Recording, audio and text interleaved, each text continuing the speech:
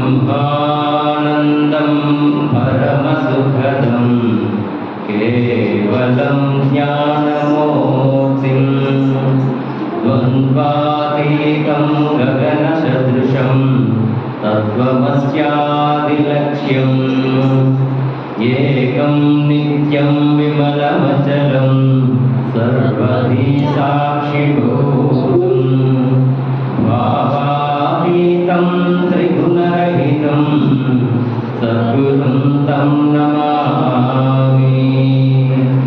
गुरुर्ब्रह्मा गुरुर्विष्णुः गुरुर्देवो महेश्वरः गुरुः साक्षात् परं ब्रह्म तस्मै श्रीगुरवे नमः। अज्ञानतिमिरान्धस्य ज्ञानाञ्जनशलाकया चक्षुरुन्मीलितं येन तस्मै श्रीगुरवे नमः। न गुरोरधिकं तत्त्वं न गुरोरधिकं तपः न गुरोरधिकं ज्ञानं तस्मै श्रीगुरवे नमः। ध्यानमूलं गुरोर्मूर्तिः पूजामूलं गुरोः पदं मन्त्रमूलं गुरोर्वाक्यं मोक्षमूलं गुरोः कृपा। जय गणेश जय गणेश जय गणेश पाहि मां। श्री गणेश रक्ष मां। श्री गणेश रक्ष मां। जय सरस्वती पाहि मां। जय सरस्वती पाहि मां। श्री सरस्वती रक्ष मां। श्री सरस्वती रक्ष मां। शरवण भव पाहि मां। शरवण भव पाहि मां। कार्तिकेय रक्ष मां। कार्तिकेय रक्ष मां। మూడుసార్లు ఓంకారం చేద్దాము. తర్వాత జపం ప్రారంభం.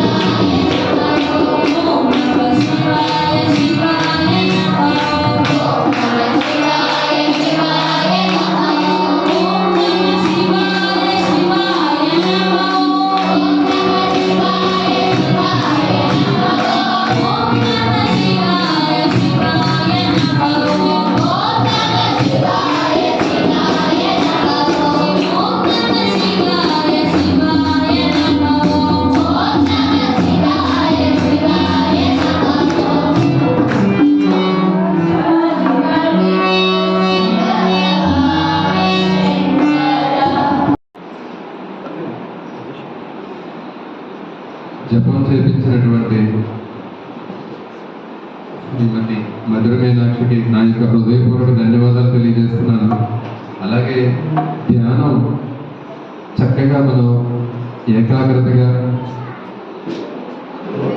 ఆహ్లాదకరంగా జరగడానికి కారణమైనటువంటి శ్రీను గారికి నా యొక్క హృదయపూర్వక ధన్యవాదాలు. అలాగే నాగబాబు గారికి కూడా ధన్యవాదాలు తెలియజేస్తూ, ఎందుకంటే చాలా ఆహ్లాదకరంగా నాకే మొత్తం వీడియో తీయాలనిపించింది. దాన్ని మొత్తం తీసావా, చిన్నదే తీసావా?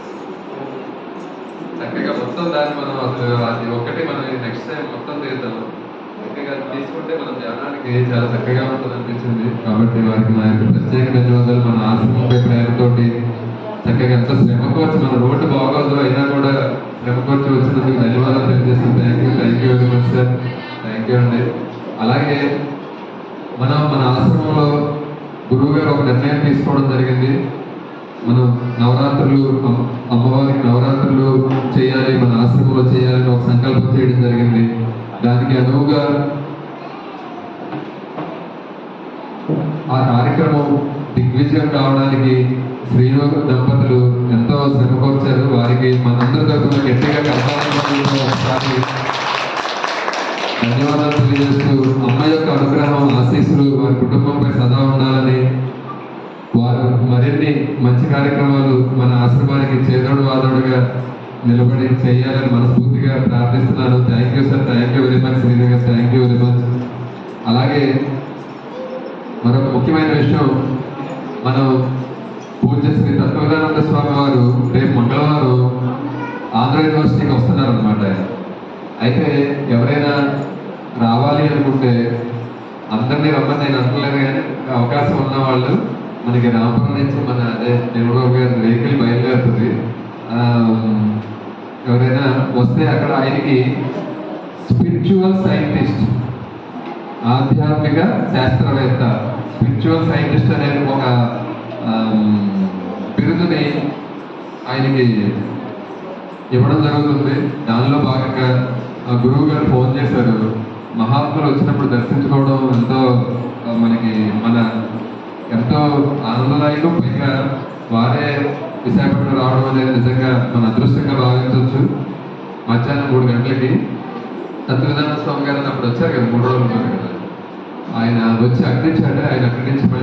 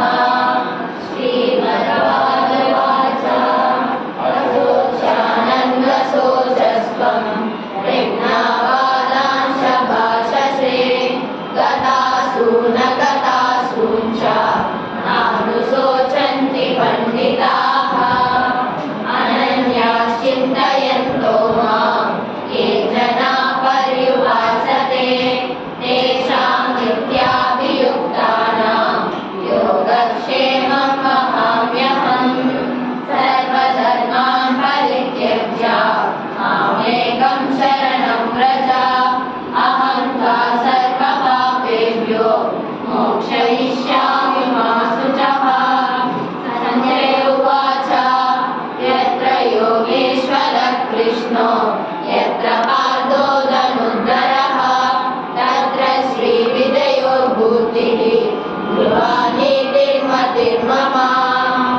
सर्वं श्रीकृष्णार्पणमस्तु कृष्ण वासुदेव पंढरीनाथ पांडुरंग गोविंद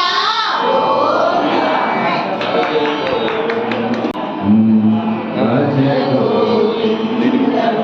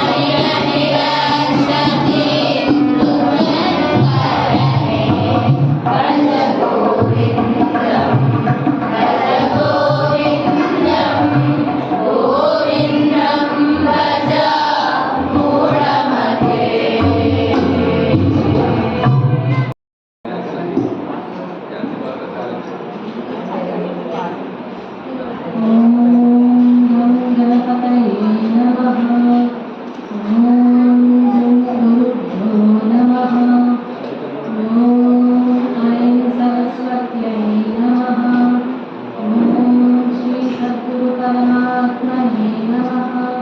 హరి ఓం.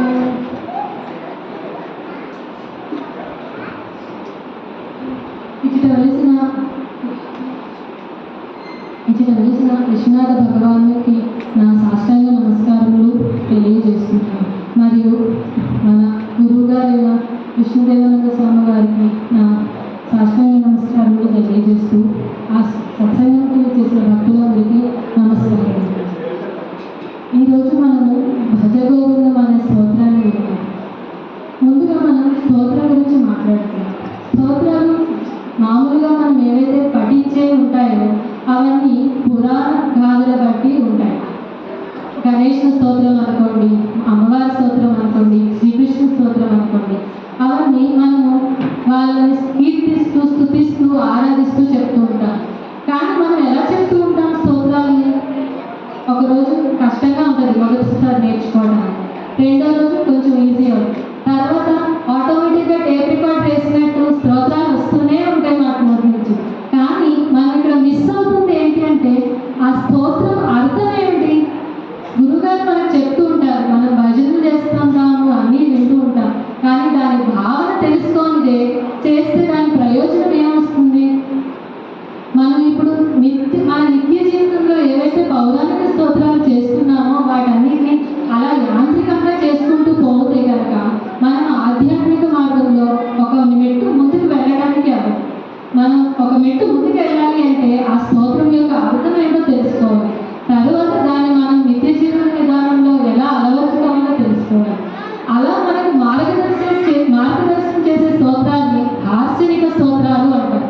అవి మనం మనిషి ఎలా ఉండాలి, పక్క మనుషులతో సమాజంలో ఎలా మెలగాలి, దేవుణ్ణి ఎలా తెలుసుకోవాలనే వాటి గురించి చెప్పారు. శ్రీ శంకర భగవత్పాదులు అలాంటి దార్శనిక స్తోత్రాలు కొన్ని రచించారు. అవి అంత ప్రాచుర్యం కాకపోయినా ఇప్పుడు మనం పాడుకున్న భజగోవిందం కూడా అలాంటి దార్శనిక స్తోత్రాల్లో ఒకటి. దార్శనిక స్తోత్రాలు అంటే భజగోవిందంలో ఏం చెప్తారంటే మనం ఎలా ఉండాలి, అసలు ఎందుకు ఉన్నాము, భగవంతుడు ఎవరు, భగవంతుని ఎలా చేరుకోవాలి, మనం వేటి మధ్యలో ఇరుక్కుపోయి ఉన్నాము అనే వాటి గురించి చెప్తూ ఉంటాయి. ఇప్పుడు ఈ పాడుకున్న 4 స్తోత్రాలు ఏవైతే ఉన్నాయో భజగోవిందంలో ఒక వంతు మాత్రమే, ఒక 10వ వంతు అనుకోవచ్చు, ఒక 30 శ్లోకాలు అనేవి ఉన్నాయి అందులో. సో వాటిలో ఈ పాడుకునేటప్పుడు ఏదైతే అర్థం నాకు వహించిందో దాన్ని మీతో అందరితో పంచుకోవాలని నేను అనుకుంటున్నాను.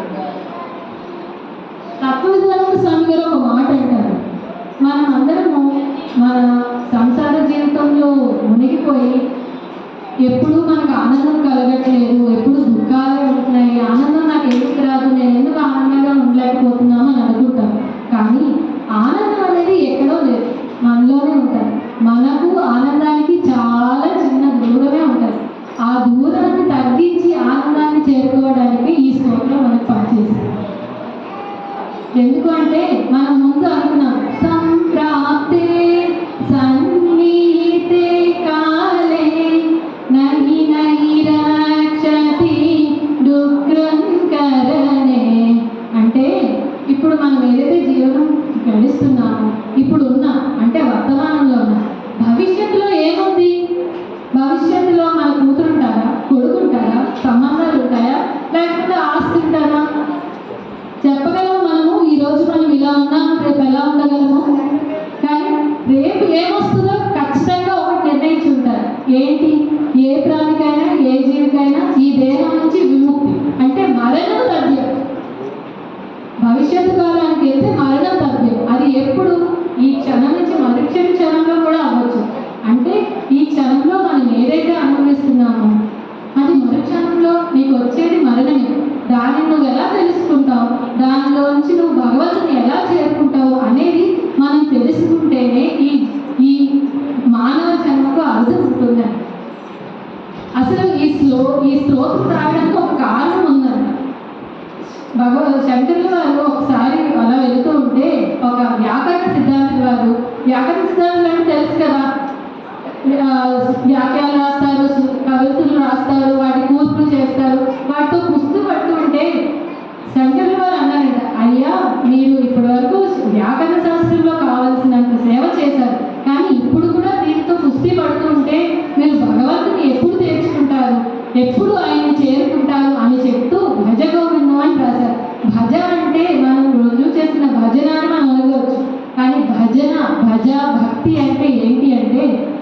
ఉపాసన చేయరు. ఎట్లా అంటే మన నిత్య జీవితంలో ఎన్ని పనులు చేస్తున్నా ఊపిరి తీసుకోవడం మానేస్తున్నామా? వాటంతటా అది జరుగుతుంది కదా, నిత్య క్రియగా జరుగుతుంది. సో భగవంతుని ఉపాసన కూడా మనం ఏ పని చేస్తున్నా జరుగుతూ ఉండాలి.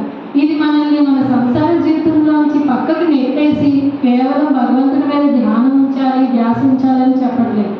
తెలుసుకోవాలి ఏది ముఖ్యము, దేనికి ప్రాధాన్యం ఇవ్వాలి అనేది తెలుసుకోవడం కోసమనే ఈ శ్లోకం చెప్పండి.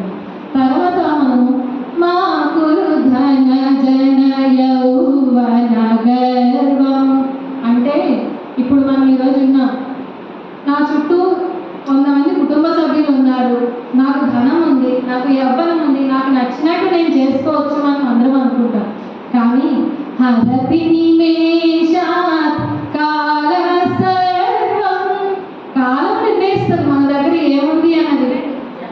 ఈ కాలం అనేది మనము ఈ క్షణంలో ఇలా ఉన్నాం, మొదటి క్షణంలో ఎలా ఉంటాము మనకి ఒకసారి గుర్తు చేసుకుంటే గురువు గారు మనం ఊపిరి ఎలా తీసుకుంటామో చెప్పారు. లవ్ డబ్కి మధ్య ఒక గ్యాప్ ఉంటుంది. ఆ గ్యాప్లోనే జీవుడు పరమాత్మ ఉంటారు. ఆయన పర్మిషన్ ఇస్తేనే నెక్స్ట్ డబ్కి వెళ్తుంది, లేదంటే డబ్ నుంచి లబ్కి వస్తుంది. హరతి నిమేష కాల సర్వం, పరమాత్మ నుంచి ఆ పర్మిషన్ రాలేదనుకోండి, ఆ క్షణంలో మనం మొత్తం కాలంలో కలిసిపోతాం. కనుక ఇప్పుడు మన దగ్గర ఏదైతే ధనము, యవ్వనము, వయస్సు, లేదంటే కుటుంబ సభ్యులు, బంధుజనులు, బంధాలు ఉన్నాయో వాటితో మురిసిపోయి ఈ సంసార జీవనంలో ఉండిపోకుండా ఈ మానవ జీవితం యొక్క పరమాత్మను తెలుసుకొని ఆ భజ గోవిందుని తలుచుకుంటూ మీ జన్మ సార్థకం చేసుకోవాలని ఈ శ్లోకంలో చెప్తుంది. తర్వాత భగవద్గీత కించిదధీత గంగా జలలవ కనికా పీత. భగవద్గీత అంటే అర్థం మనకి ఏమర్థమైంది? కృష్ణుడు మనకి ఏం చెప్పారు భగవద్గీత ద్వారా? మన జీవనం ఎలా ఉండాలి, కర్మం అంటే ఏంటి, యోగం అంటే ఏంటి, అసలు సన్యాసం తీసుకోవాలా? అర్జునుడు ఒకసారి అడిగాడు, నువ్వు ఒకసారి కర్మయోగం చెప్తున్నావా, ఇంకోటి సన్యాస యోగం చెప్తున్నావు, రెండింటిలో నేను ఏం చేయాలి? నా కర్మని నేను అనుసరించాలా, లేకపోతే ఇవన్నీ వదిలేసి సన్యాసం తీసుకోవాలా? కృష్ణుడు మనందరికీ ఏం విసర్జన చేశారంటే మన కర్మలు చేస్తూ దాని యొక్క విలువలు తెలుసుకుంటూ మనం దేనికి ప్రాధాన్యం ఇవ్వాలి, భక్తిని ఎలా పెంపొందించుకోవాలి అనేది చెప్పారు. కనుక భగవద్గీతను మించిన సారము ప్రపంచంలో ఈ సృష్టిలో ఇంకోటి. అలానే గంగా జలలవ కనికా పీత, గంగా జలాలంటే పవిత్రమైన జలాలు ఈ భూమండలంలో లేవు అని చెప్తున్నారు. అందుకనే కదా అందరం కాశీ వెళ్ళి ఆ అమ్మవారిని వేడుకుంటూ కాశీ విశ్వనాథుని స్మరించుకొని గంగాజలం ఒక్కసారైన జీవితంలో వెళ్ళాలి అనుకుంటారు. అటువంటి ఈ భగవద్గీతను ఉపయోగించుకొని మన జీవితానికి పరమాత్మను తెలుసుకోవాలని చెప్తున్నారు. తర్వాత శ్లోకం ఆఖరిగా పునరపి జననం పునరపి మరణం పునరపి జననం పునరపి మరణం పునరపి జననీ జఠరే శయనం పునరపి జననీ జఠరే శయనం. అంటే ఇప్పుడు పుట్టాం, ఎలా పుట్టాము? అందరం మన తల్లి గర్భంలో ఒక పిండంగా ఆవిర్భవించి 9 నెలలు గడిపి మనం ఈ భూమి మీదకి వచ్చాం. భూమి మీద బతుకుతున్నాం. ఎలా బతుకుతున్నాము? ఇట్లానే బతికితే మళ్ళీ ఏ జీవికైనా ఆ దేహానికి అంతం అంటూ వస్తుంది కదా, మరణిస్తాం. మరణించి పరమాత్మ చేయకపోతే ఏం చేస్తాం? మళ్ళీ పుడతాం. అది మానవ జన్మ అవ్వచ్చు, ఇంకే జన్మ అవ్వచ్చు. మళ్ళీ ఒక తల్లి గర్భంలో పుడతాం. మళ్ళీ తల్లి గర్భంలో 9 నెలలు ఉండి దాని తర్వాత మళ్ళీ జన్మం ఎత్తి మళ్ళీ జీవనం సాగుతుంది. మన మానవ జీవితం అనేది ఇలా పుట్టుక చావులు, పుట్టుక మరణం మధ్య ఉండకూడదు. ఈ పుట్టుక మరణం మధ్య మనం పరమాత్మను తెలుసుకోవాలి. పరమాత్మను తెలుసుకొని మన జీవితాన్ని సార్థకం చేసుకోవాలి. సమాజంలో ప్రతి ఒక్కరితో స్నేహంగా మెలగాలి, ఒకరికొకరు సాయం చేసుకోవాలి. మనలో ఎలా పరమాత్ముడు ఉంటాడు మనం వాటిని తెలుసుకోవాలి.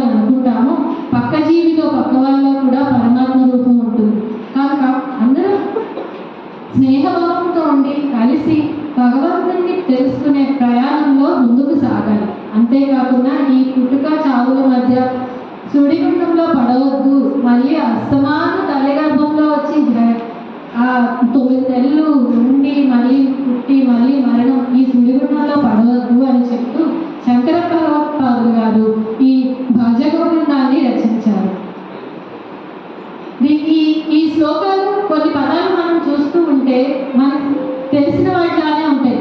ఈ వినేటప్పుడు కానీ పాడుకునేటప్పుడు కానీ మనం వీటిని అర్థం తెలుసుకొని మన జీవిత విధానంలో అలవర్చుకొని మన జీవనాన్ని మెరుగుపరుచుకుంటే మనము ఆధ్యాత్మిక మార్గంలో ఒక్కొక్క మెట్టు ముందుకు వెళ్ళి పరమాత్మను తెలుసుకునే మార్గం వైపు పయనించవచ్చు. ఏదో చిన్న ప్రయత్నం చేశాను. ఈ అవకాశం ఇచ్చిన మీకు, డాక్టర్ గారికి, అందరికీ, గురువు గారికి నా నమస్కారాలు మరియు కృతజ్ఞతలు. హరి ఓం.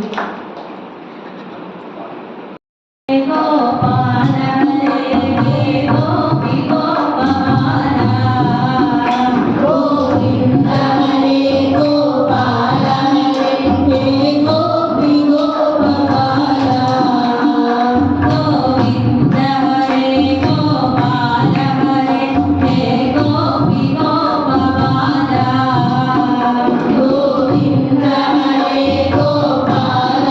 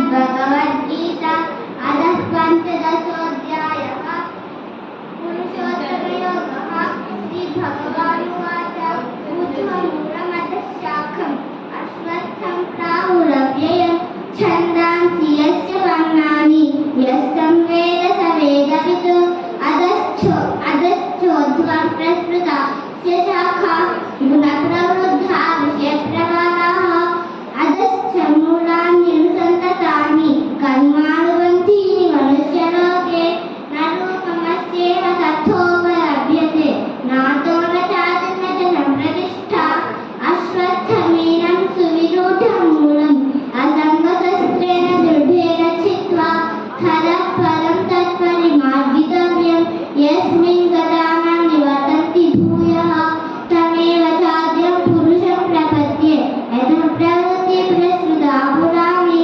निर्माणमोहादितसङ्गदोषः अध्यात्मनित्या विनिवृत्तकामः द्वन्द्वैर्विमुक्त सुखदुःखसंज्ञैः गच्छन्त्यमूढाः परमं ययं तत् न तद्भासयते सूर्यो न च चाङ्को न पावकः यद्गत्वा न निवर्तन्ते तद्धाम परमं मम ममैवांशो जीवलोके जीवभूतः सनातनः मनसष्ठानीन्द्रियाणि प्रकृतिस्थानि पश्यति शरीरं यदवाप्नोति यच्चाप्युत्क्रामतीश्वरः निस्वैतान् संयाति वायुर्गन्धानि वाशयात् श्रोत्रं चक्षुस्पर्शनं च रसनं घ्राणमेव च अधिष्ठाय मनश्चाय विषयानुपसेवते उत्क्रामन्तं स्थितं वापि भुञ्जानं वा गुणान्वितं विमूढानानुपश्यन्ति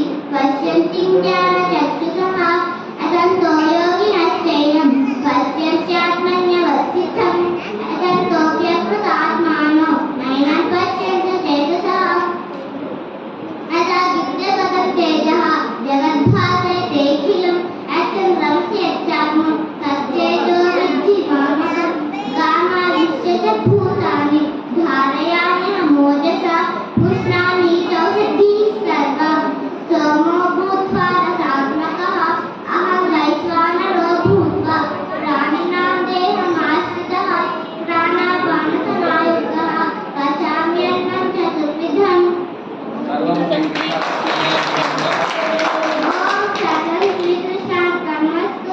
कृष्ण वासुदेव पंडनद पांडुरंग गोविंद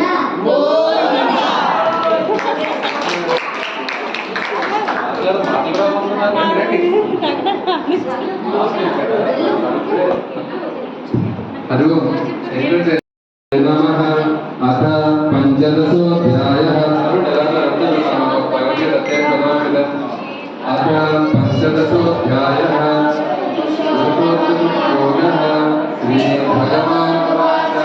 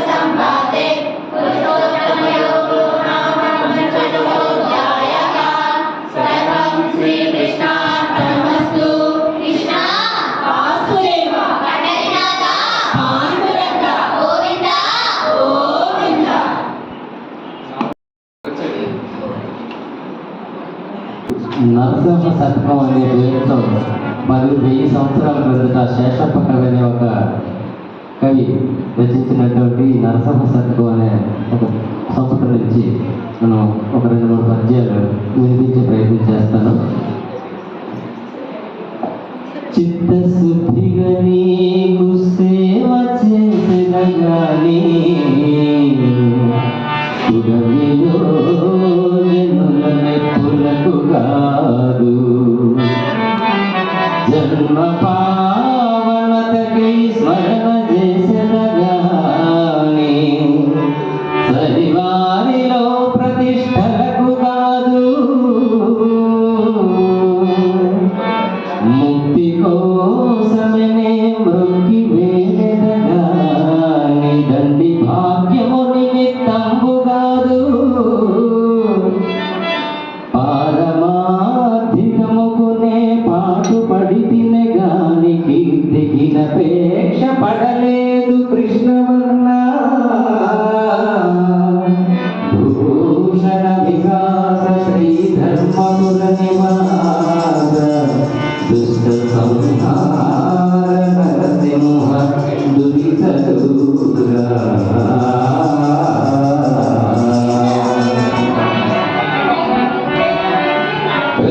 ప్రతిదినాలు నీ భజన తప్పనుగానే మరణ కాలమునందు మరతునేమో ఆవేళ యమదూతలాగ్రహమున వచ్చి ప్రాణములు పెకలించి పట్టునప్పుడు కపవాత వైద్యములు కమ్మగా భ్రమచేత కంపముద్భవమంది కష్టపడుచు నా దివ్యతో నిన్ను నారాయణాయనచు పిలుతునో భ్రమచేత పిలువలేనో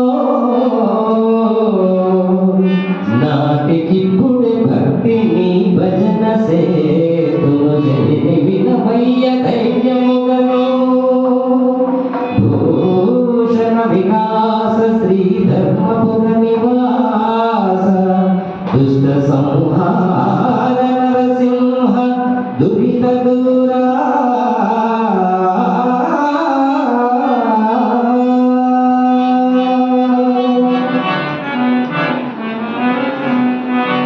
తల్లి గర్భము నుండి ధనము తేడేవాడు వెళ్ళిపోయేడి నాడు వెంటరాడు, లక్షాధికారైన లవణాన్నమే గాని మెరుగు బంగారంబు మృంగబోడు, విత్తమార్జన చేసి విర్రవీగుతే కాని కూడబెట్టిన సొమ్ము గుడువబోడు, పొందుగా మరుగైన భూమి లోపల పెట్టి దాన ధర్మము లేక దాచి దాచి తొదకు దొంగలకిత్తులో దొరలకగునో తేనె జుంటి గలీయవా తెరువరులకు. భూషణ వికాస శ్రీ ధర్మపుర నివాస దుష్ట సంహార నరసింహ దురిత దూరా.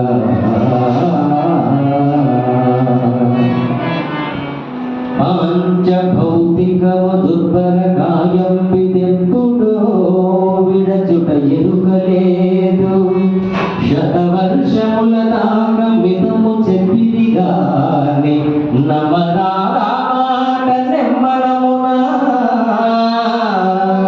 బాల్యమందో మంచి ప్రాయమందో లేక ముదిమియందో లేక ముసలియందో, ఊరనో అడవినో ఉదక మధ్యమునో ఎప్పుడో విడుచుట ఏ క్షణంబో మరణమే నిశ్చయమో, మరణమే నిశ్చయమో. దేహమున్నంతలోని నిన్ను తెలియవలయు. భూషణ వికాస శ్రీ ధర్మపుర సంహార నరసింహ దురిత దూరా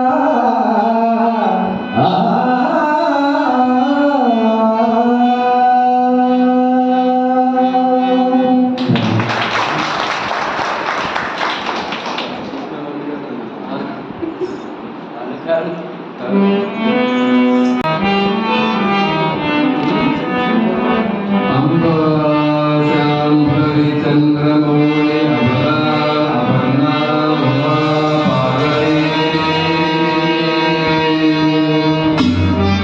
కాళీ భగవతి శివా కళ్యాణి కాత్యాయని భైరవి సావిత్రి నవయవనా శుభకరీ సామ్రాజ్య లక్ష్మీ ప్రదా